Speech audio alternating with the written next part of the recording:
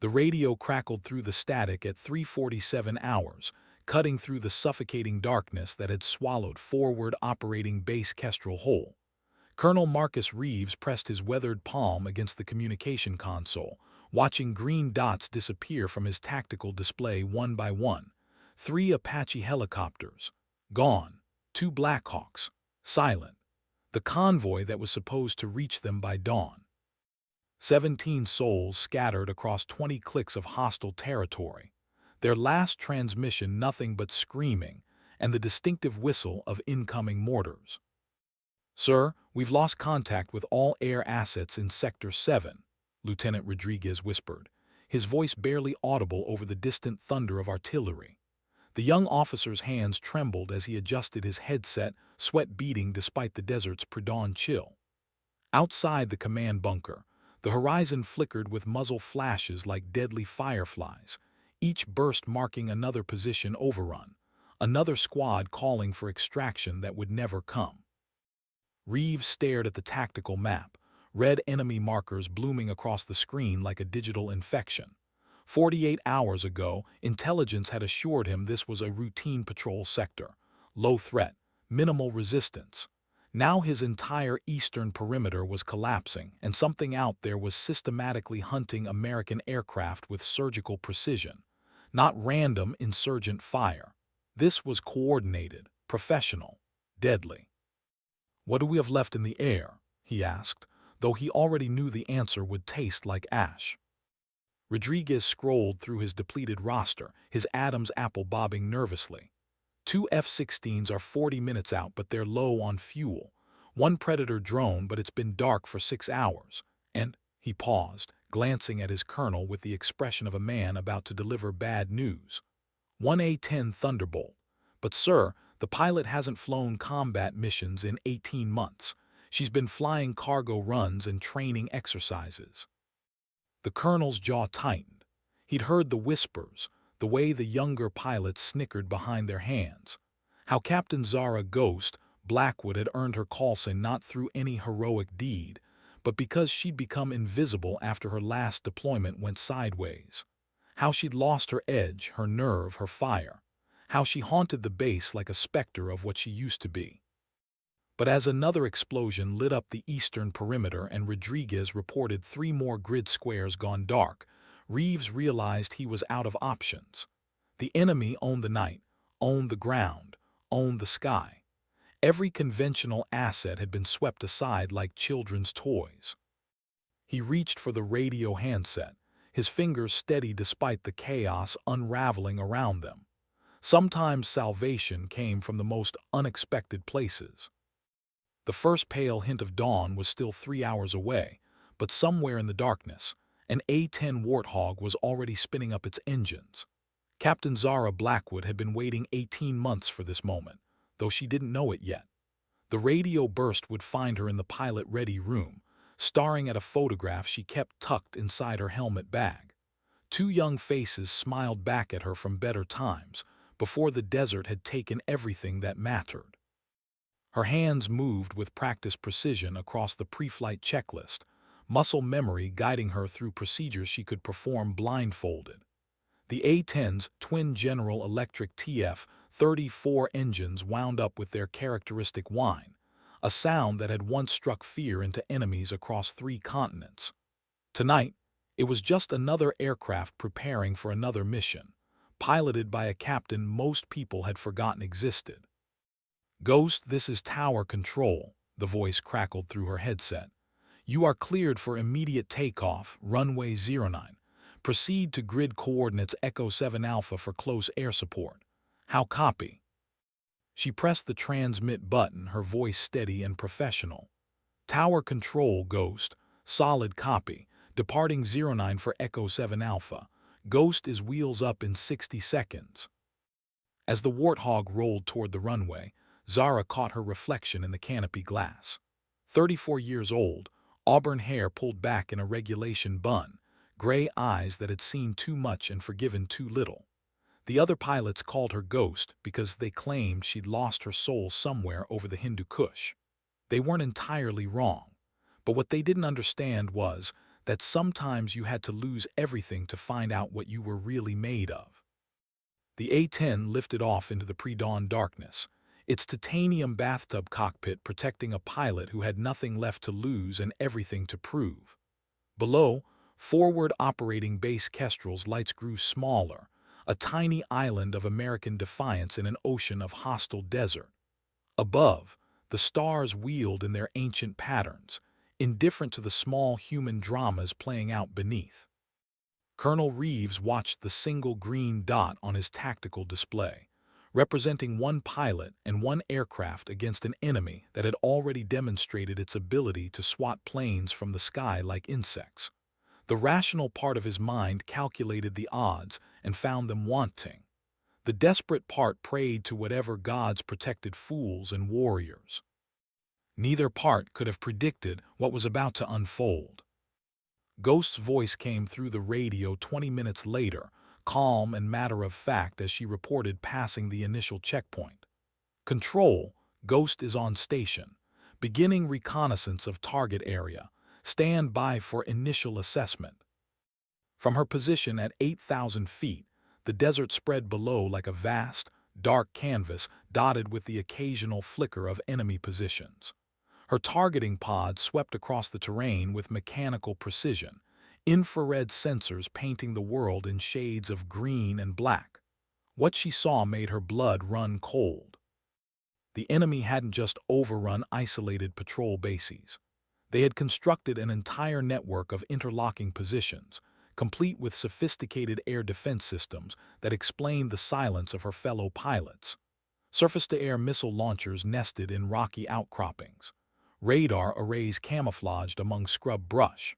Mobile anti-aircraft guns positioned with mathematical precision to create overlapping fields of fire. This wasn't an insurgent operation. This was a full-scale invasion, disguised as guerrilla warfare, conducted by professionals who understood American tactics better than most Americans did. "Control, Ghost," she transmitted, her voice carrying the weight of terrible understanding. "I have eyes on target area. Be advised, we are not dealing with local insurgents. Repeat, this is a coordinated military operation involving sophisticated air defense networks. The entire sector is a kill box designed specifically to eliminate air assets." She paused, watching as enemy soldiers moved with disciplined precision between fortified positions. Their equipment gleamed with the dull sheen of military-grade hardware.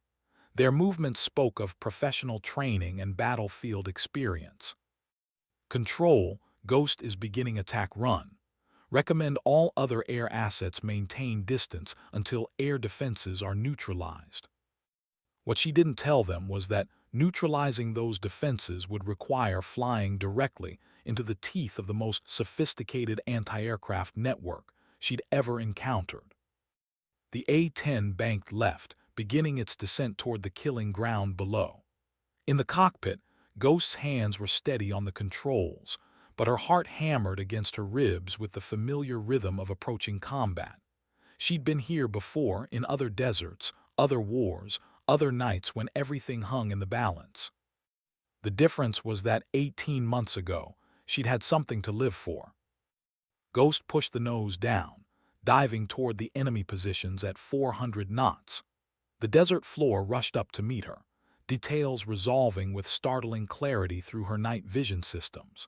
She could see individual soldiers scrambling to man their weapons, could track the rotation of radar dishes as they acquired her aircraft, could almost feel the electromagnetic fingers of targeting systems reaching out to paint her with deadly intent. The first surface-to-air missile launched when she was still 3 miles out, a brilliant streak of light that turned night into day for a brief, terrifying moment. Her countermeasures deployed automatically, filling the sky with chaff and flares designed to confuse incoming projectiles.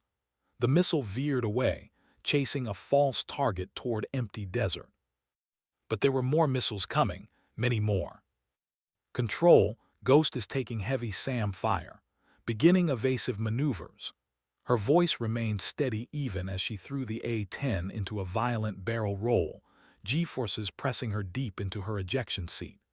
The aircraft's titanium armor sparked as small arms fire peppered her fuselage, but the Warthog was built to absorb punishment that would destroy lesser planes.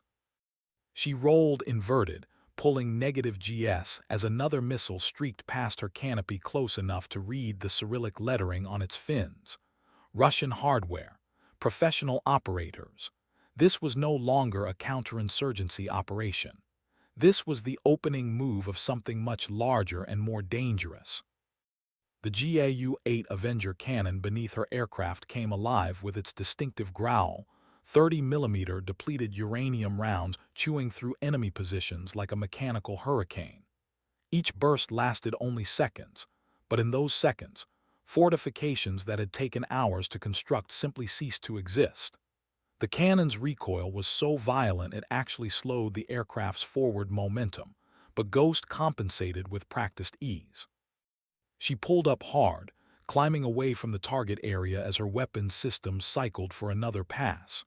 Behind her, secondary explosions lit up the night as her rounds found ammunition stockpiles and fuel dumps. But the enemy air defenses were still active, still tracking, still deadly. The radio crackled with Colonel Reeves' voice. Ghost, control, outstanding work. We're seeing multiple secondary explosions on thermal imaging. What's your assessment? Ghost checked her fuel gauge and weapon status before responding. Half her ordnance was gone, and she'd barely scratched the surface of the enemy network. Control, Ghost. I've eliminated approximately 20% of visible air defense systems. Estimate 4 more attack runs required to clear the approach corridor for follow-on forces. What she didn't say was that 4 more attack runs would almost certainly be suicide. The enemy was learning, adapting, improving their tactics with each pass she made. They were holding fire until she committed to an attack run, then launching multiple missiles simultaneously to overwhelm her countermeasures. It was a sound strategy, one that would inevitably succeed if she continued to fly predictable patterns. But predictability had never been Ghost's strength. Instead of turning for another conventional attack run, she cut her engines and pulled the nose up sharply, trading airspeed for altitude in a maneuver that would have been impossible in a less forgiving aircraft. The A-10 climbed like a rocket, its twin engines silent, presenting no heat signature for infrared-guided missiles to track.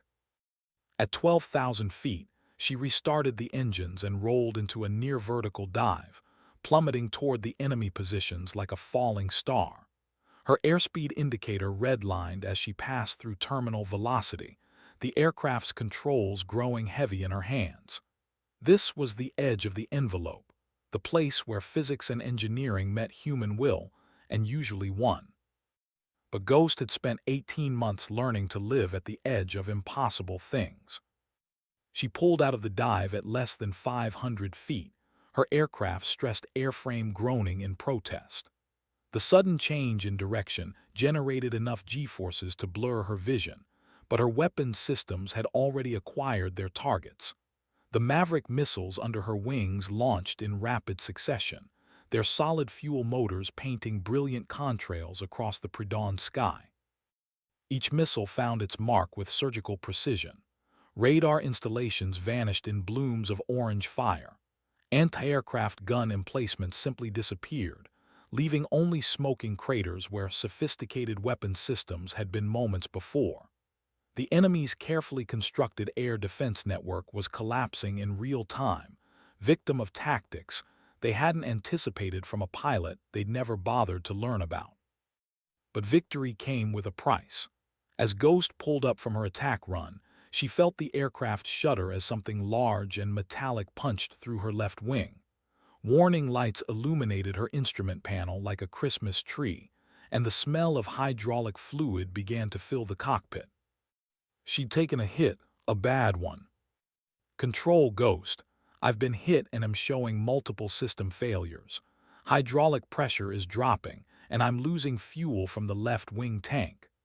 Her voice remained calm, professional, but Colonel Reeves could hear the tension beneath the surface. Ghost Control, what's your status? Do you need to abort? Ghost glanced at her tactical display, watching as enemy positions continued to reveal themselves in response to her attacks. The air defense network was wounded but not dead. Without her continued presence, it would regenerate, adapt, become even more dangerous for the next American pilot who dared challenge it. She thought about the convoy trapped somewhere in the desert below, about the Apache crews who'd gone silent in the night, about the young lieutenant in the control tower whose hands shook every time he transmitted her call sign. Negative control. Ghost is continuing the mission. The words came out before she'd consciously decided to speak them, but once they were in the air, they felt right. This was what she'd been training for, what she'd been waiting for through 18 months of cargo runs and training exercises and whispered conversations that stopped when she entered the room. This was her chance to matter again. The damaged A-10 responded sluggishly as she banked toward the next target area, its left wing heavy with accumulated battle damage.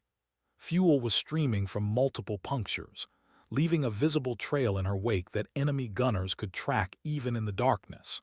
Her hydraulic systems were operating on backup power, and she could feel the aircraft's flight characteristics changing as critical fluids drained away. But the GAU-8 cannon still had ammunition, and Ghost still had targets. The next attack run took her directly over the heart of the enemy position, a command bunker complex that had been carefully concealed among natural rock formations. Her targeting systems painted it with laser designators as she approached, the crosshairs steady despite the aircraft's increasingly erratic handling. Surface-to-air missiles rose to meet her like deadly flowers blooming in the night.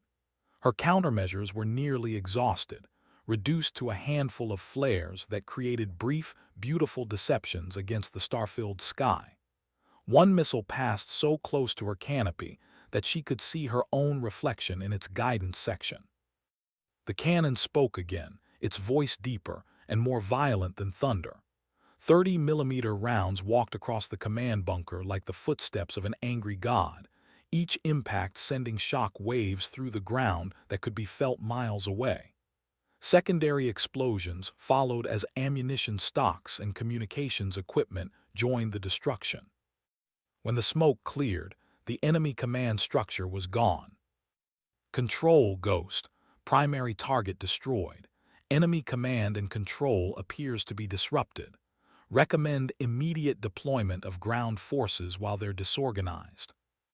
She didn't mention that her fuel situation was becoming critical, or that the aircraft's handling was deteriorating with each passing minute.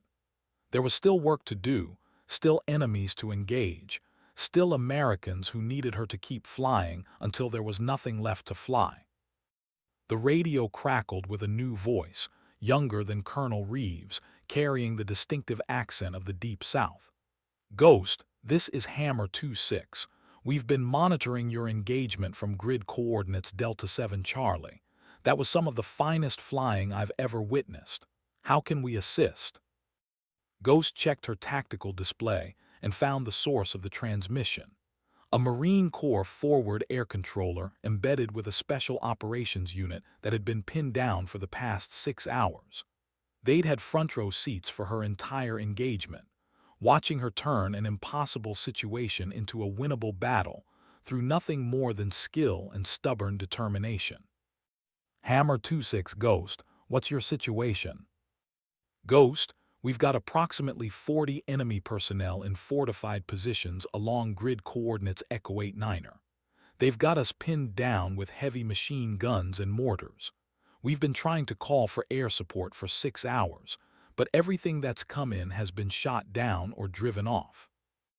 Ghost looked at her fuel gauge and ammunition counters.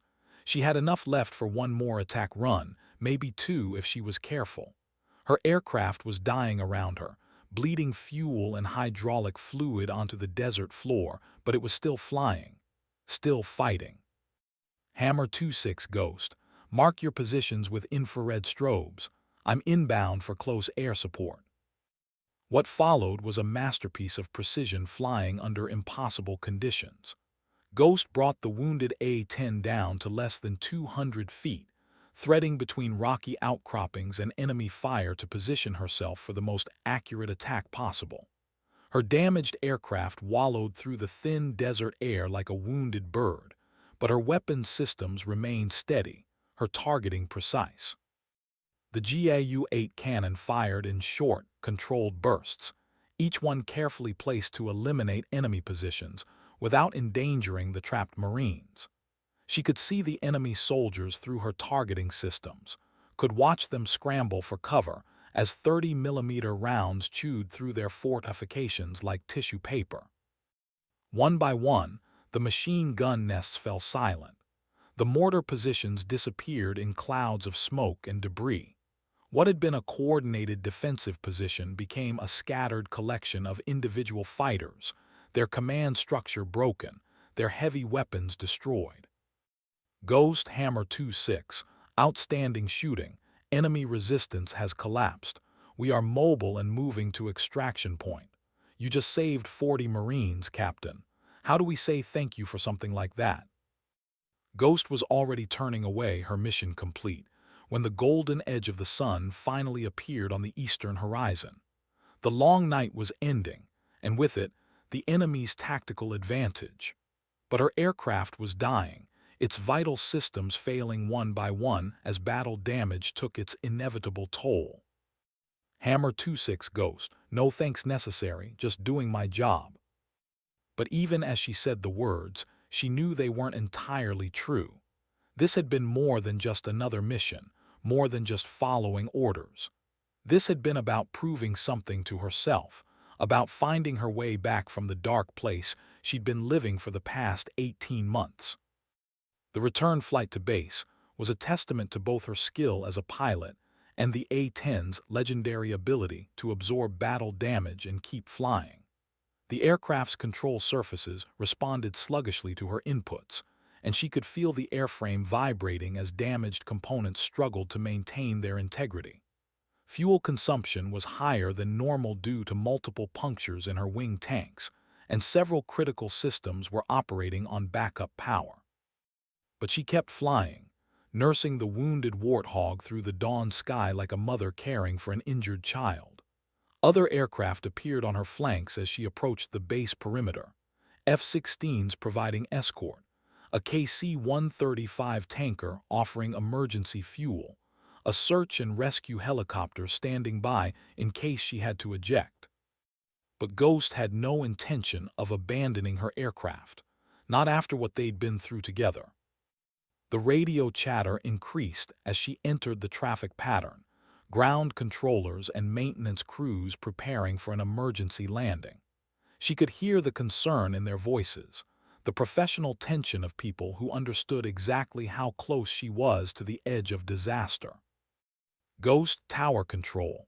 Emergency crews are standing by. You're cleared for straighten approach, runway 27. Wind is calm, visibility unlimited. Take your time and bring her home safe. Ghost lined up on final approach, her damaged aircraft fighting her every input as she tried to maintain proper glide path and airspeed. The runway grew larger in her windscreen, concrete and safety beckoning after a night that felt like it had lasted forever. She touched down with barely a whisper, the aircraft's battle-damaged landing gear protesting but holding as she rolled out toward the taxiway. Fire trucks and ambulances followed her progress, their emergency lights painting the dawn landscape in reds and blues. When she finally shut down the engines and opened her canopy, the desert morning air had never tasted sweeter. Colonel Reeves was waiting for her when she climbed down from the cockpit, his weathered face showing a mixture of relief and something that might have been pride. Behind him, dozens of maintenance personnel were already swarming over the aircraft, documenting battle damage and assessing what it would take to make it flyable again. Captain Blackwood, he said formally, then paused and extended his hand. Ghost, outstanding work out there. You saved a lot of lives tonight. She shook his hand, surprised by the firmness of his grip and the sincerity in his voice. It had been a long time since anyone had spoken to her with that kind of respect. "Thank you, sir. Just glad I could help." But as she walked away from the aircraft toward the debrief room, she could hear the maintenance crews talking among themselves, their voices carrying the kind of awe reserved for things that shouldn't be possible. "Did you see the size of that hole in the wing? How did she keep this thing flying? Look at these cannon impacts on the fuselage. She must have flown through a wall of steel. Count the battle damage holes. I make it 37 separate impacts, and she brought it home like it was a Sunday afternoon training flight." Ghost didn't look back, but she allowed herself a small smile. For the first time in 18 months, she felt like herself again, like the pilot she used to be before the desert had taken everything that mattered. The debriefing lasted 3 hours, during which Ghost methodically recounted every detail of the engagement, while intelligence analysts and tactical experts took notes and asked increasingly excited questions. The enemy force she'd single-handedly disrupted represented the largest coordinated threat American forces had faced in the region in over a decade. "Based on your observations," Colonel Reeves said, studying the tactical maps spread across the conference table, "this wasn't an insurgent operation at all. This was a probing attack by a professional military force, probably designed to test our response times and capabilities." Ghost nodded, remembering the sophisticated equipment and disciplined movements she'd observed through her targeting systems. "Yes, sir. The air defense network was too well coordinated for irregular forces. Someone with serious military experience planned this operation." "Which makes what you accomplished even more remarkable," said Major Patricia Santos, the base intelligence officer. "A single A-10 against a battalion-sized enemy force with integrated air defenses. By all tactical calculations, it should have been impossible." Ghost shrugged, uncomfortable with the praise. "The A-10 is a tough aircraft, and the enemy made some tactical errors. I just took advantage of the opportunities they gave me." But even as she said the words, she knew they were an understatement. What she'd done out there in the darkness went beyond tactics or equipment specifications. It had been something harder to quantify, something that lived in the intersection between skill and courage, and the kind of desperate determination that came from having nothing left to lose. When the formal debriefing finally ended, Ghost found herself alone in the corridor outside the conference room, still wearing her flight suit and carrying her helmet bag. The base was coming alive around her as the day shift took over from the night shift, but she felt oddly disconnected from the normal routine of military life. "Captain Blackwood." The voice belonged to Lieutenant Rodriguez, the young officer who'd been on duty in the control tower during the night's events. He approached hesitantly, as if unsure whether she wanted to be disturbed. "What can I do for you, Lieutenant?" "I just wanted to say," he paused, gathering his thoughts. "I wanted to say that what you did out there was incredible. I've never seen anything like it. The way you kept flying even after taking all that damage, the way you just kept attacking until the job was done. It was inspiring." Ghost looked at the young man's earnest face and saw herself from 15 years ago, fresh out of flight training, and convinced that courage was something you either had or didn't have. She'd learned differently over the years, learned that courage was often just the decision to keep going when everything inside you wanted to stop. "Thank you, Lieutenant. But remember, it wasn't just me out there. Every person in that control tower, every maintenance technician who prepped the aircraft, every intelligence analyst who provided targeting data, we were all part of the same mission. Individual heroics are just Hollywood nonsense. Real operations succeed because of teamwork." Rodriguez nodded enthusiastically, but Ghost could see he was still processing the events of the night, still trying to understand how one pilot had turned an impossible situation into a victory. She left him there in the corridor and walked outside into the growing warmth of the desert morning. The A-10 sat on the flight line surrounded by maintenance equipment, looking like a wounded veteran warrior receiving medical attention. Dozens of battle damage holes punctured its fuselage and wings, but the aircraft's essential systems had held together long enough to complete the mission. Just like its pilot, Ghost stood there for a long time, watching the maintenance crews work and thinking about the phone call she needed to make. The photograph tucked in her helmet bag seemed to weigh more than usual, two faces from her past looking back at her with expressions she'd memorized down to the smallest detail. Lieutenant Sarah Chen and Staff Sergeant Marcus Williams, her weapons systems officer and crew chief from her last combat deployment. Both killed 18 months ago when their transport helicopter went down during what was supposed to be a routine personnel transfer. Both dead because Ghost had recommended them for the mission. For 18 months, she'd carried their deaths like stones in her chest, convinced that she'd failed them, that her judgment had been flawed, that she deserved whatever exile the Air Force chose to impose. She'd stopped volunteering for combat missions, stopped pushing for challenging assignments, stopped believing she had anything valuable to contribute to the war effort. But somewhere in the darkness over the desert, flying a damaged aircraft against impossible odds, she'd found something she'd thought was lost forever. Not absolution, that would take longer to earn, but purpose. The knowledge that she could still make a difference, still matter, still honor the memory of the people she'd failed by protecting the people she could still save. Her phone buzzed with an encrypted text message from Colonel Reeves. Maintenance estimates 3 weeks to repair your aircraft. Recommend you take some leave while they work. You've earned it. Ghost looked at the message for a long time before responding. Thank you, sir, but I'd prefer to stay on base. I want to be here when she's ready to fly again.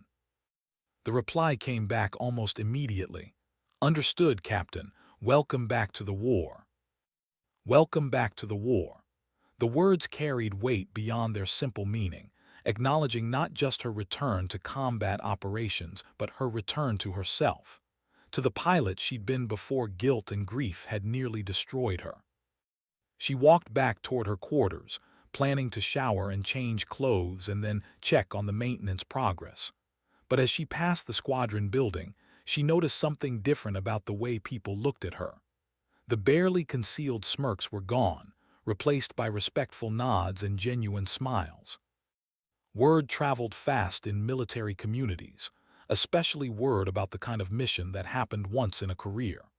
By noon, everyone on base would know that Ghost had spent the night turning an enemy victory into an American triumph, flying a dying aircraft through the most sophisticated air defense network any of them had ever encountered.